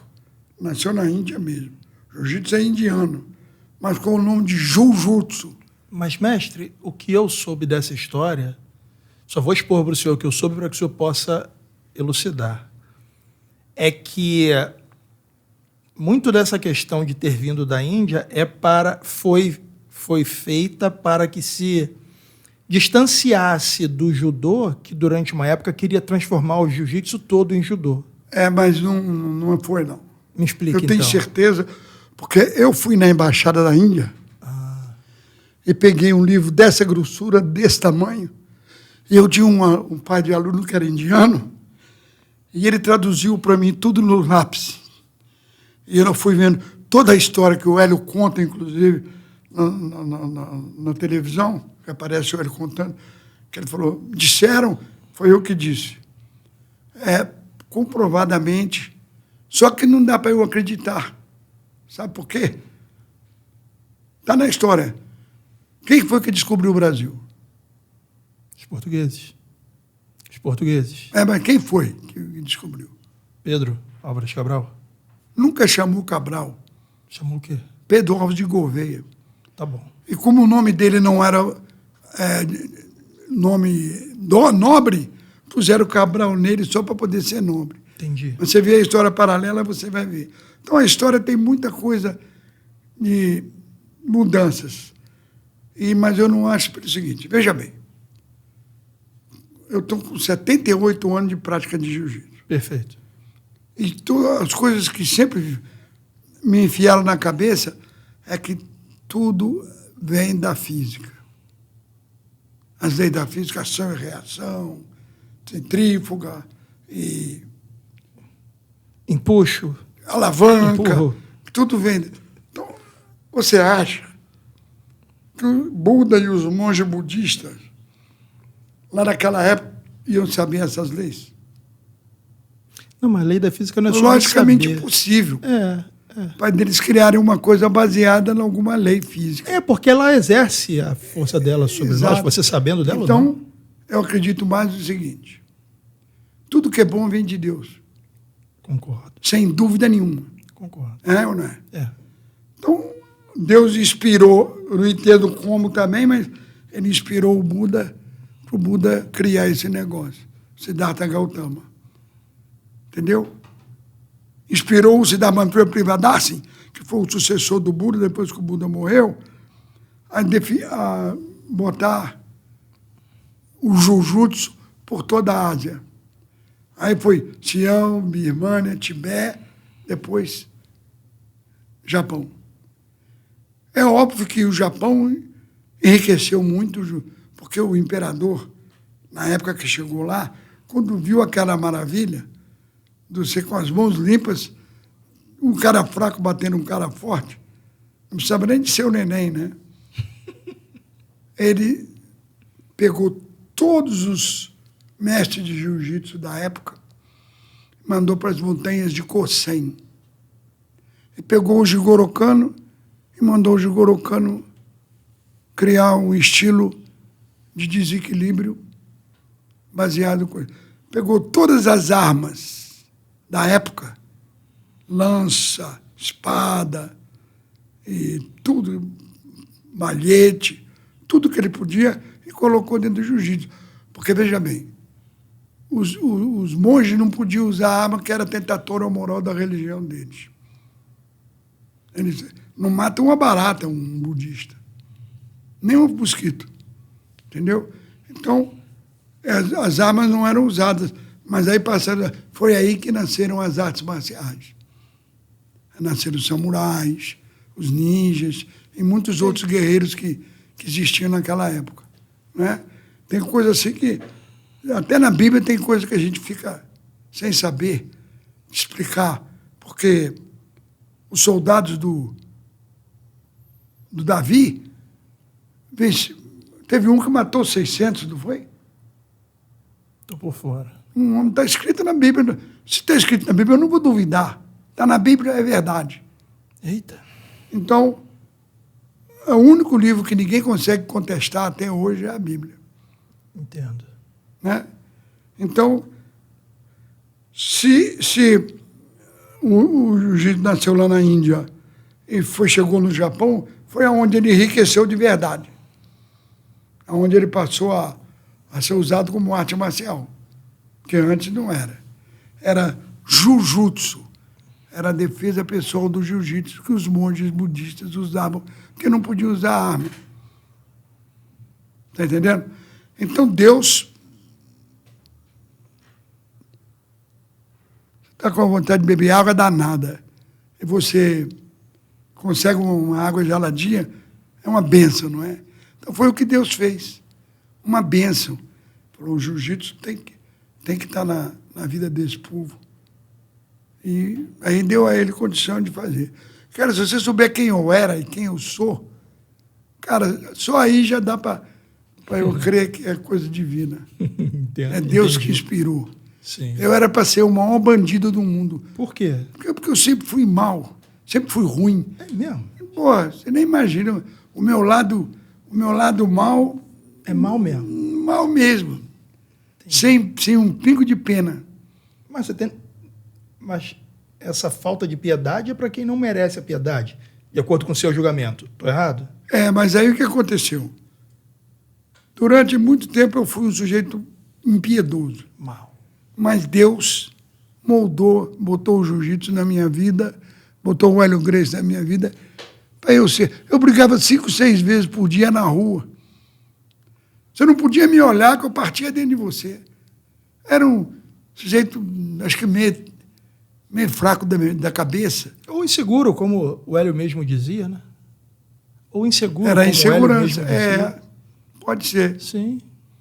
Então, eu não era para ser boa coisa. Não era, porque eu tenho... Até hoje, você precisa ver como que eu luto comigo mesmo. Sabe? O senhor acredita que o Hélio Gracie foi determinante para ajudar a moldar o caráter do senhor?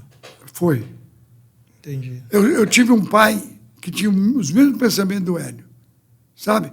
Mas o meu pai não teve tempo para me moldar. Perfeito.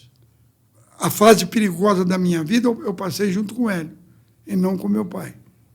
Entendeu? Porque eu já era um adulto. Sim. E tinha essa índole terrível. Sim. Então, eu acho que no jiu-jitsu, mais importante do que a própria arte é quem está ensinando a gente. É o que eu bato com meus filhos e com todos os professores que eu já formei até hoje, 305. Eu me bato com eles. Você é o educador. Você não pode esquecer disso. Você tem que dar o exemplo, porque teus alunos vão seguir você. Teus alunos vão fazer tudo de errado que você faz. Concordo. Então, eu não aceito um professor de jiu-jitsu que fuma, eu não aceito um professor de jiu-jitsu que bebe. O senhor está correto. Não aceito. E isso eu bato em cima dos meus. Lá. O Hélio demorou 10 anos para me dar minha faixa preta porque eu bebia café, né? Ué? Café? Faz mal à saúde. Ah, entendi. Então, você bebendo café aí. Eu bebo muito. A minha mulher também. Porra, eu bebo mas muito. É o tal negócio. O café é cafeína. Eu sei. Vai atacar teu coração. Ainda mais você marombado, coração dilatado, você não deve tomar café. Mas eu não bebia café. Mas eu saí do plantão, passei a noite acordado numa blitz braba que nós fizemos, e fomos dirigir um campeonato. Aí estava sentado o Elcio Leal Binda, eu, Carlos Grace e Hélio. Aí eu estava saindo água no olho. Eu falei, Elcio, estou com uma dor de cabeça que eu não dormi essa noite toda. Aí o Elcio chamou o garçom que estava servindo ainda, mandou trazer um café para mim. Aí eu peguei a xícara de café, aquele cafezinho, e fiz assim. Queimou a minha boca. Eu nem bebi. Mas na hora exata que eu botei a xícara na boca, que eu olhei assim, tá o Hélio olhando para mim e fez assim. Aí o Carlos Grace um dia perguntou para o Hélio, Hélio, o que você está esperando para dar a faixa preta do Mansur? Mansur ganha todo mundo, Mansur encheu a minha bola, né? Aí o Hélio falou assim, Mansur bebe café. Desculpa. Que Foram engraçado. 15 anos para eu receber a minha faixa preta. Eu entrei na academia em 55, só recebi em 70. Entendeu? Entendi. Tudo porque ele não concordava, ele fez eu parar de comer carne, que disse que a carne vermelha te bota agressivo, por isso que eu brigava na rua, queria fazer de mim um brigador de ringue. Ele falou que a briga na rua você acaba preso, entendeu? E assim foi a minha vida com ele, como meu pai também não suportava mentira, e meu pai educava mais na pedagogia portuguesa, né? Sim. Educava a gente ali, durão mesmo, porque ele não aceitava nada errado. Sim. Entendeu? Entendi. E saí da mão do meu pai, do domínio do meu pai. Fui para a mão do cara igualzinho meu pai, só que tinha mais abertura que meu pai. Entendeu? Tinha mais diálogo, né? Mais abertura porque o Hélio, apesar de não ter estudo, ele era um cara que pesquisava pra caramba. Eu acredito. Ele era muito malandro. Conduziu muita gente, né? Ele conduziu muita gente. Você vê, não tem um cara que tenha paciência. Porque hoje em dia, então, a gente diz que é aluno do Hélio, é mentira. Eu fiz os diplomas todinhos dos faixa preta que o Hélio mandou. Foram todos da família dele, quer dizer, dele e do Carlos, e 6 fora da família. Os 6 primeiro foi o Pedemetério, depois foi o João Alberto, depois foi Armando Vieira, depois foi o Vigio, depois fui eu. Os Machado também são Grace, né? Mas não são Grace, não. Não? Não. Eles não têm diploma de faixa preta do Hélio Grace. Não, eu digo, não são primos da família? É porque a Lair, esposa do Carlos, é Machado. Entendi. Isso é. Então o cara diz, não que eu tive aula com o Hélio Grace. Não. Pode ter tido um ou dois. Meu filho pode dizer que teve aula com o Hélio Grace. Ele ia comigo para lá para o sítio, ficava lá, meus 2 filhos, treinavam com o Hélio e tudo. Eles vão dizer que são faixa preta do Hélio? Não vão, porque não são faixa preta do Hélio. Perfeito. O Amauri é meu faixa preta e o Krause é meu faixa preta meu. A linhagem é do Hélio, mas...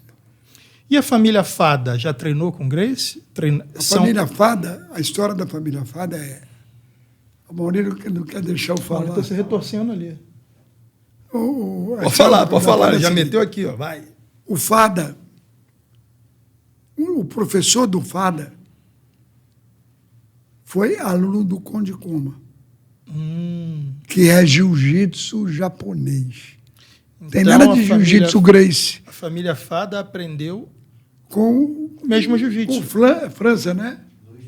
Luiz França. Que foi o aluno do Mitsumaeda, lá no Pará. Tá bom. Meu filho morou lá no Pará há vários anos. Tá. Conhece a história todinha de lá. Então, o que aconteceu? O Luiz França veio para a Marinha e teve aula com o Mitsu Maeda aqui também. Ah, entendi. Então, a ligação dele... Você quer fazer uma pergunta? Qual é a luta que o Fada fez? Não conheço. Não bota essas coisas assim. Não, isso aqui vai. Isso aqui não tem como não ir, mestre. Isso é público. Isso é público. Pode ficar tranquilo. O pesadão a gente vai cortar. Já anotou ali, né, Felipe?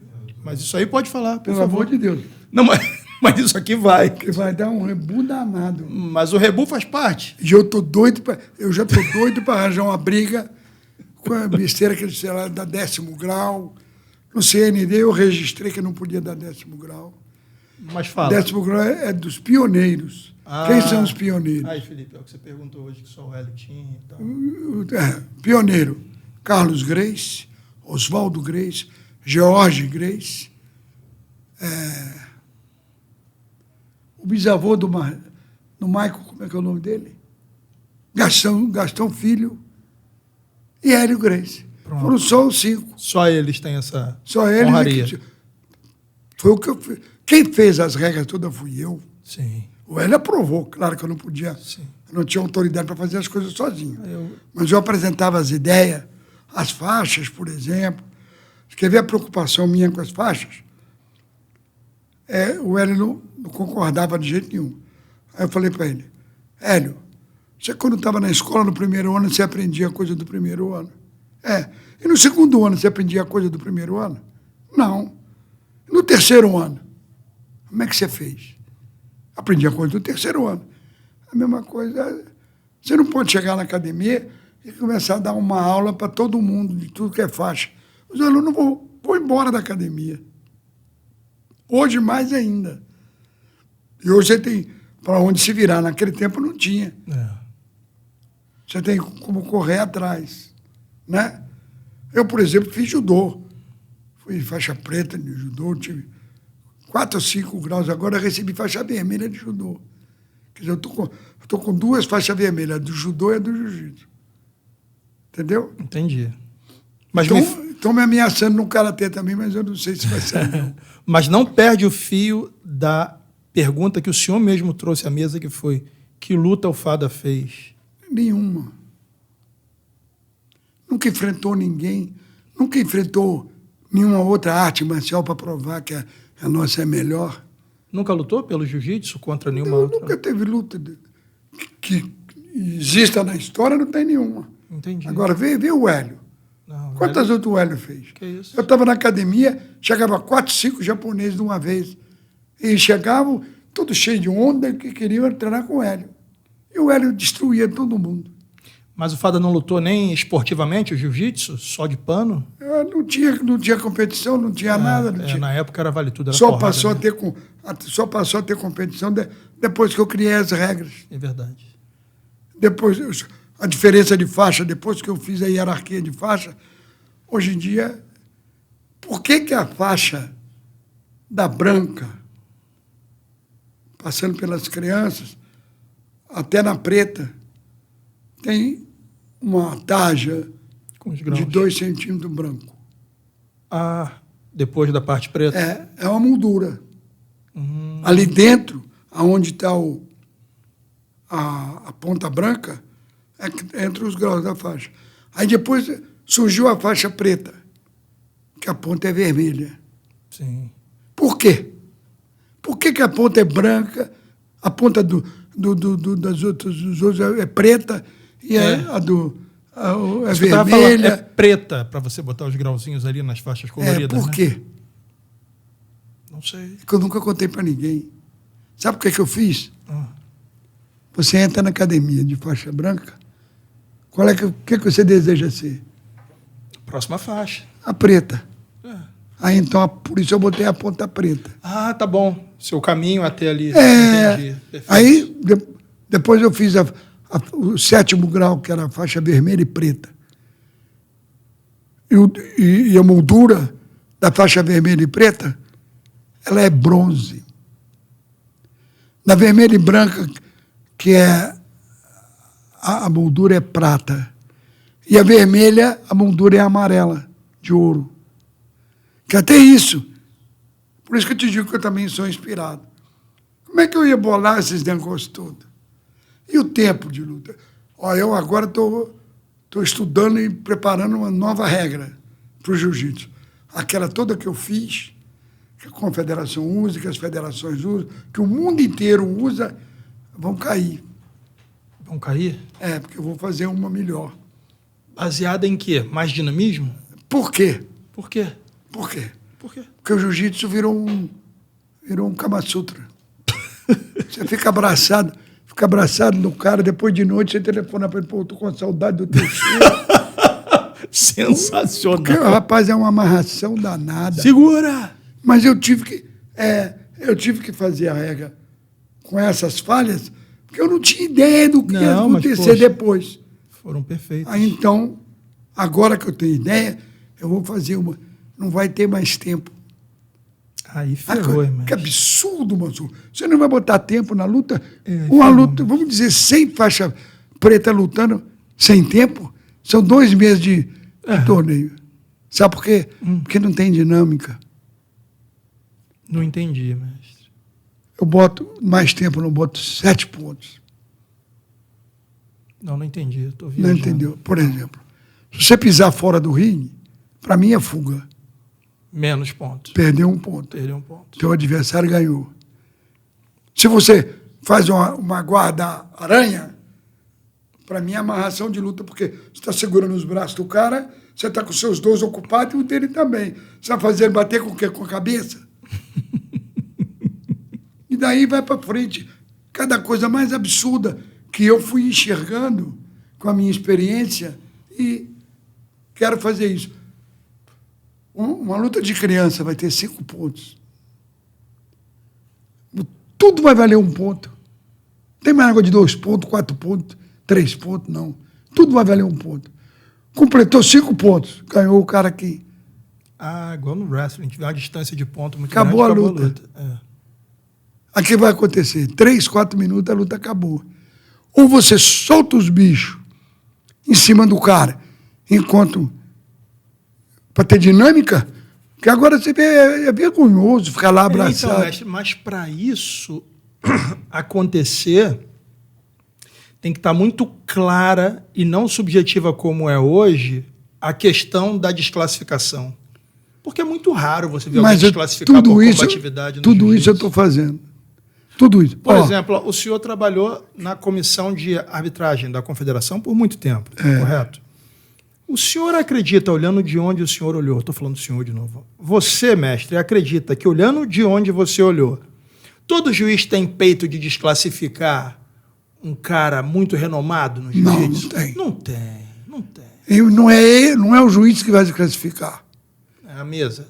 É ele próprio cometendo aquele erro e a mesa vai desclassificar ele. Entendi. Vai ter alguém que vai desclassificar. Exato. Então, o que acontece? Você tem os lutadores. Maurício, eu estou até com vergonha da minha unha. Eu tenho que cortar essa unha. Que 85 Nós estamos viajando demais e eu estou sem tempo para nada. Relaxa. Aí, então, vai valer 7 pontos. Se eu resolver baixar para 5, eu baixo para 5, dependendo do tempo. Então, uma luta vai durar 3, 4 minutos. Maravilhoso. Você se lembra quando era judô? A gente saía em cima dos caras, queria comer ele cru. Tem negócio de ficar agarradinho lá, faz uma vantagem, é campeão mundial com uma vantagem. Isso não tem lógica, cara. Isso não tem lógica. Concordo muito. Não tem lógica. E aí, resultado. Se você coloca uma regra dinâmica, você vai voltar a botar dinamismo no jiu-jitsu. É isso mesmo. Concordo. E é isso que eu estou trabalhando. Eu ainda não lancei, ainda porque eu quero fazer experiência lá com o meu time. Para ver o que vai. O tatame, por exemplo, para mim, não vai ser mais retangular. Redondo? Vai ser redondo. Faz sentido. Para essa área de fuga... Porque não tem canto. Não tem canto, é verdade. E você que circule, se for empurrado, igual é nas outras lutas. Por exemplo, você marca um raio de 3 metros, quer dizer, são 6 no total, no círculo. Então o cara tem uma área de 36 metros quadrados para lutar. Não tem por que sair da área de luta, né? Não tem razão para... Se ele quer lutar mesmo, ele não tem que sair. Que sair. É. Agora, você pisou do lado de fora... Tomou. Do tatame, levou ferro. Perdeu um ponto, teu adversário ganhou um. E assim vai. E 3 pontos de combatividade é expulsão. Né? Não, mas não existe mais combatividade. Não, digo o seguinte, ó, se você tomar 3 punições, vai à luta. Perdeu. Porque você está muito passivo. Por exemplo, se o cara sai 3 vezes de uma área de luta desse tamanho, esse cara tem que continuar lutando? É que você sair, você vai criar uma briga danada, porque o cara vai dizer que não saiu, que ele foi obrigado a fazer aquilo. Então vai voltar ao que é hoje. Então, pisou fora, perdeu um ponto. Então, mestre, e quando chegar no terceiro ponto, esse cara continua lutando? Não, ele pode perder de 10-0? Pode ser 7 pontos, ou tá pode ser 5. O limite de diferença entre um atleta e outro. Ele não tem o que reclamar. Entendi, perfeito. 5 vezes ele fugiu. Pronto. Entendi. Só tem que ter cuidado para não virar um sumô de a minha gente ideia magra. É essa. E como eu tenho experiência de ter feito a outra, porque no meu tempo não tinha luva, não tinha categoria. Eu lutei em Campos, eu tinha 69 quilos, lutei com um cara de 127. Pô, eu ganhei dele porque o coitado não sabia jiu-jitsu, ele só era brigador de rua. Mas era um negão com um pé desse tamanho, 44, bico largo. Entendeu? Entendi. Então, tudo isso, a gente tem que aproveitar de experiência. Você vê, o Hélio lutou com o Kimura. Lutou com o Valdemar, pô, depois de já bastante tempo. O Kimura confessou que nunca tinha inventado um adversário igual o Hélio. O governo do Japão, eu tenho papel, oferecendo um trabalho para o Hélio dar aula no Japão do jiu-jitsu dele. Que maneiro. Entendeu? Sim. Mas o Hélio, eu tenho isso. Eu te arranjando um cara para traduzir, que eu já traduzi para o português, mas ninguém precisa acreditar em mim, né? Pega lá, pega o japonês e manda traduzir. O Hélio era contra competições de jiu-jitsu inicialmente? Para mulher, vale tudo, ele era contra. Não.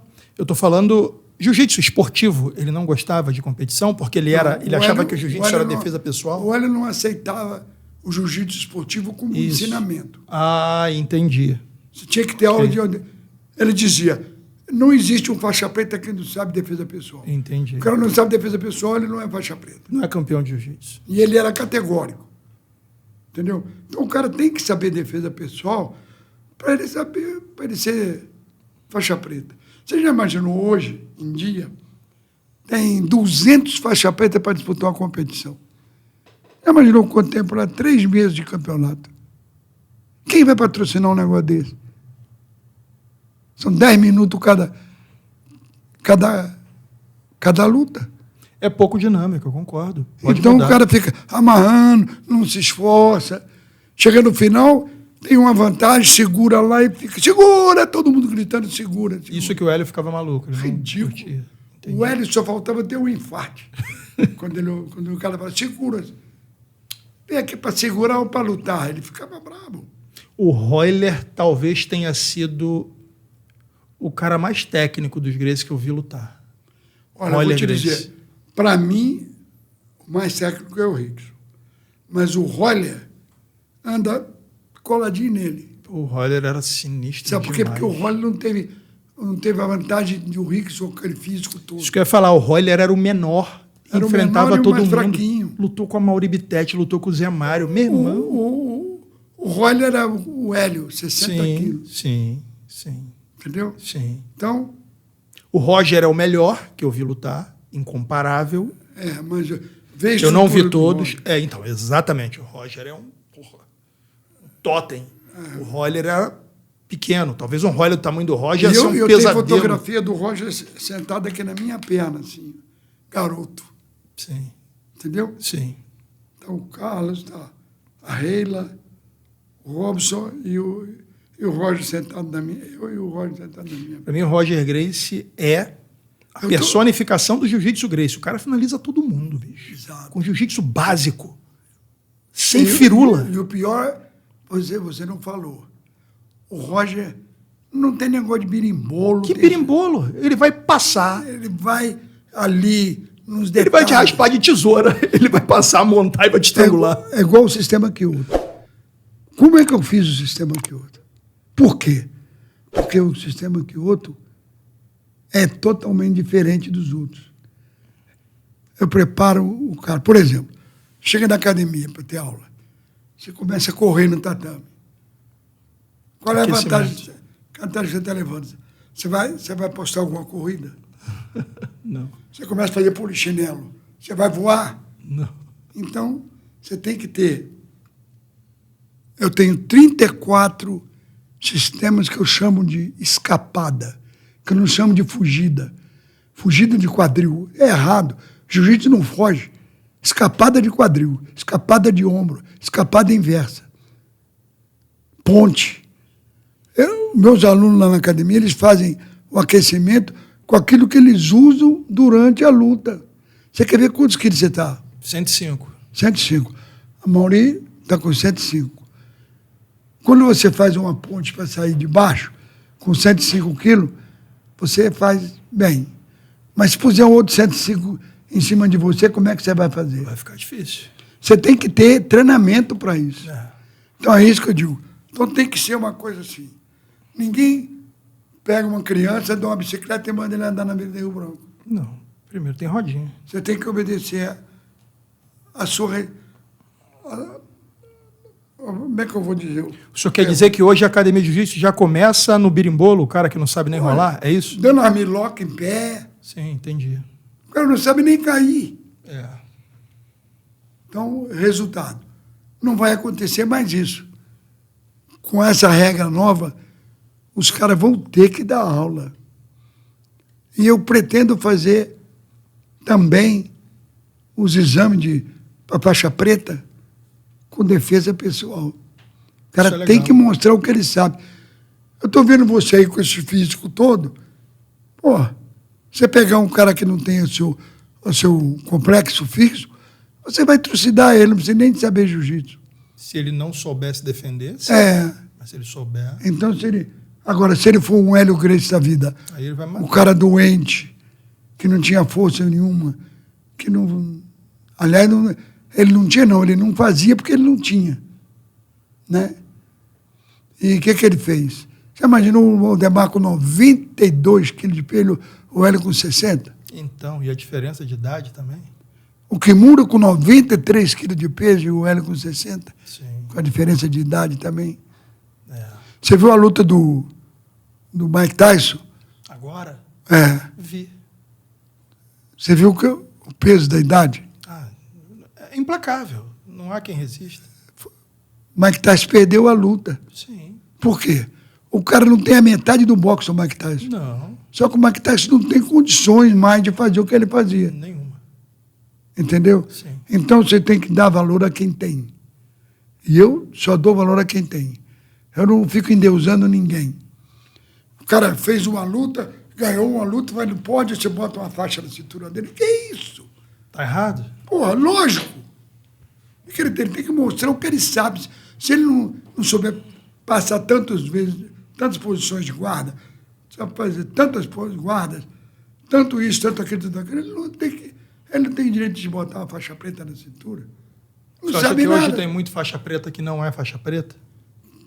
Lá nos Estados Unidos, então, tem de monte. Porque no começo, o cara saía azul daqui, quando chegava lá no ar, ele botava uma preta, quando pousava lá nos Estados Unidos, era faixa preta. Entendi. E isso nós conseguimos desmascarar muita gente lá. Porque eu fiquei 22 anos lá. Né? Não tenha dúvida, cara. O certo é esse. Você sabe. Você imagina você, fisicamente, segurando uma mulher pelo braço. O que ela vai fazer? Você pegar com as duas mãos ou com uma mão. Se você bota ela dentro do carro e leva ela para mobilizada, sim. Agora, se ela souber de soltar de você... Soltar para fugir. Eu vou te mostrar agora. Vem cá, vamos ali no lugar, no espaço. Não precisa não, mestre. Vamos encerrar, então. Já falei pra caramba? Não. Tá na hora, Mauri? Tá na hora? Então vou fazer o encerramento. Eu falei demais. Tá bom. Eu falei demais, eu me Falou empolguei. demais não, mestre. Foi sensacional. Eu me empolguei. Mas a boa é quando se empolga, pô. A boa é essa. Imagina chegar aqui e não ter conversa. Só se empolgou porque tem história. Se não tivesse história, não se empolgava. Mas me fala, a defesa pessoal é a parte mais importante do jiu-jitsu, na sua opinião? O conhecimento da defesa pessoal. Você não precisa de ser um atleta. Você não precisa de ser um atleta de ponta. Mas você precisa de saber defesa pessoal. Sim. E é fácil. Pega 2 caras e bota no ringue. O que o outro tori. Um ataca, o outro deixa. E você mostra. Sim. Por que você está fazendo isso? É por causa disso. Então, o que vai acontecer? Vai chegar na melhor fase do jiu-jitsu. Porque quando eu mostrei para o Hélio que era preciso colocar pontos nas regras, melhorou o jiu-jitsu adoidado. Ah, sem dúvida. Entendeu? E o cara vai buscar o ponto. Exato. O cara vai... Ele, por conta própria dele, ele vai para água. E agora é mole. Agora você liga o YouTube aí, você tem tudo lá. Sim. Agora, se você ligar o YouTube para você ver berimbolo, porra, não tem lógica. Mestre, foi um prazer receber você aqui. Para mim E foi foi uma um prazer eu estar aqui. Poxa, que bom ouvir isso. Desculpe eu demorar tanto que eu me empolguei. Mas que isso, não tem que pedir desculpa. Muito pelo contrário. Nosso tempo é que foi curto. Eu sei que o senhor, quando vem aqui, tem um monte de compromisso, mas o podcast vai estar sempre aberto para receber você aqui. Próxima resenha a gente faz com você e com um dos seus filhos juntos. Tenho certeza que tem mais história aí para ouvir. E eu quero ouvir mais sobre essa nova regra que o senhor vai fazer. Se eu começar a contar, vai virar o meu livro. Que a mas editora aí, não quer fazer um livro só. Quer fazer 5 livros com a minha autobiografia.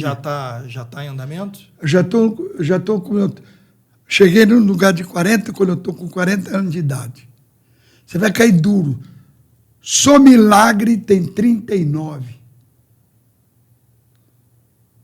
Com 3 anos foi meu primeiro milagre. Inexplicável. Qual foi? Lá na fazenda passava um riacho embaixo. E a minha avó que tomava conta de mim. Mas a minha avó tinha um problema na perna. Então, eu queria ir pescar, eu pegava a vara do terreiro de café assim, eu jogava ela lá embaixo e descia para ir para o curral. Era costume eu ir para o curral. Sim. Aí só pegava a minha varinha, que as minhocas já estavam tiradas, pegava na horta lá as minhocas, e ia lá para o rio pescar. Aí, então, lá no riacho, era assim, ó. Aqui tinha uma ponte feita pelo meu avô, de madeira, toda com aquelas pranchas assim, com aquela serra na mão, né? Mas a ponte estava terrível, não aguentava mais passar nenhum carro de boi. Então, o que eles fizeram? Estenderam a estrada para cá e fizeram outra ponte aqui. Então, todo mundo vinha lá da fazenda, já vinha aqui, ó, e já ia direto lá para a ponte. Ninguém ia nessa ponte velha, mas era intransitável. E eu gostava de pescar lá, que a água é muito limpa, eu via o peixe lá, eu botava a isca quase na boca dele. Aí, resultado, um dia, eu empolgado com um peixe grande que estava dando sopa lá, eu cheguei na ponta da tábua. Caiu. Quebrou. Uau. Pau, eu caí dentro d'água. O lugar lá era fundo. E eu estava morrendo afogado, tinha 3 aninhos. De repente eu escutei um barulho, assim, e alguma coisa me agarrou e me levantou assim. Era meu pai. Uau. Pô, meu pai dava pé. Para mim não dava. Chegou na hora certa. Chegou na hora certa. Suspendeu-se e saiu andando comigo, botou na margem do coisa e falou, já para casa. Meu pai não mudava o tom de voz. Já para casa? Não, já para casa. Posturado. E o Krause herdou isso do meu pai. O Krause fala com os netos dele, com os filhos dele, só baixinho. Não, Mauri. Ele fala assim, tem que falar alguma coisa. Não vai fazer.